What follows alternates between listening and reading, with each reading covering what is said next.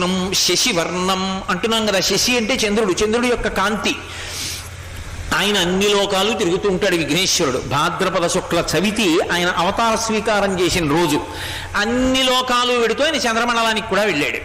చంద్రమండలానికి వెళ్ళేటప్పటికి చంద్రుడు చూశాడు. చంద్రుడు చాలా అందగాడు అని కవులు పురాణాల్లో కావ్యాల్లో వర్ణిస్తారు. విఘ్నేశ్వరుడు పైకి మరుగుజ్జుగా ఉంటాడు, పెద్ద లంబోదరం, గజవక్త్రం, తొండం ఇవన్నీ ఉంటాయి. ఆ పైనుంచి చంద్రుడు చూసి ఎలా ఉన్నాడో చూడని పకపక పకపక నవ్వాడు. విఘ్నేశ్వరుడు చూశాడు. ఒరే, పైకి అందంగా ఉండడం కాదురా, లోపల అందంగా ఉండాలి మనిషి.